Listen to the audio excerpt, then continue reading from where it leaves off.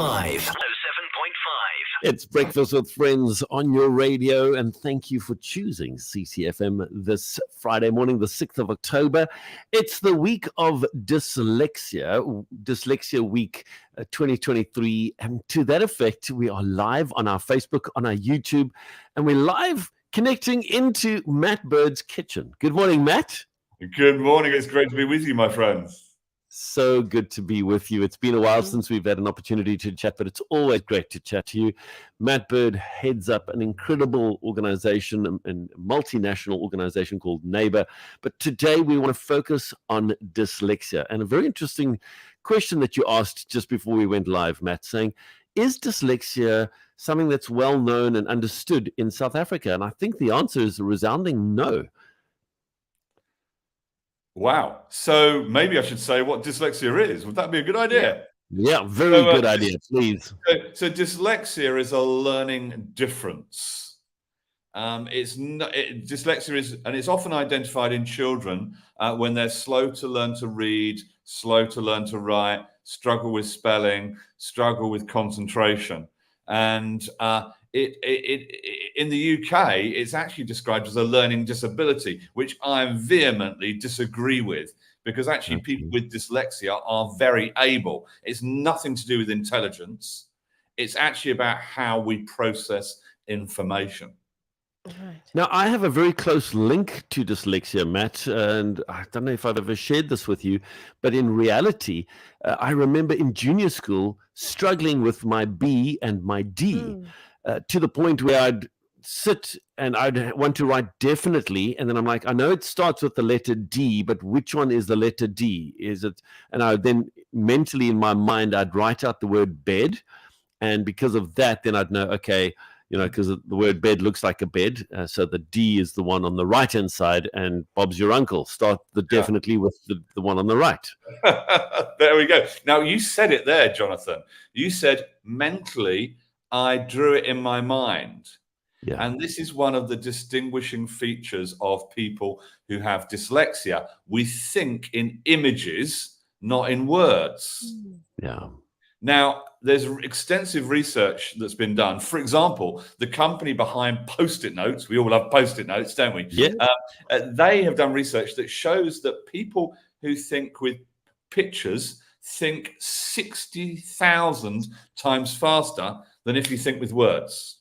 Wow. 60,000 times faster. Other research has been done that says it's between 400 and 2,000 times faster thinking with pictures rather than words. Whichever you take, it's a lot faster. So people with dyslexia actually have a superpower and they think at lightning speed about things. Brilliant. I remember in primary school, the kid that sat next to me, he actually always used to struggle when teachers used to write on the board. He used to struggle quite a bit. And it came to a point where she actually always shouted at him, why aren't you catching up? Why aren't you understanding what I'm saying? And she then moved him to the back of the class because I used to always let him copy sort of, just read from my book because he used to struggle. And then later on, he said to me that, this is his mom took him to the doctor. He must have been 7 or 8 years old, I think. And he then said, this is what they've diagnosed him with. The teacher then was like, oh, it was because she went through the entire year of school, basically, just, always berating him. Exactly. No. Which is quite scary. So is there a way that we could maybe identify this? Yeah, I mean, when I was at school, I'd never heard of the word dyslexia. I didn't know what it meant. I didn't discover it till I was in my 20s. But when I was at school, my teachers put me in remedial English classes. They told me I couldn't do computer studies because my grasp of the English language wasn't strong enough. And I left school believing I was stupid because that's what most of my teachers told me.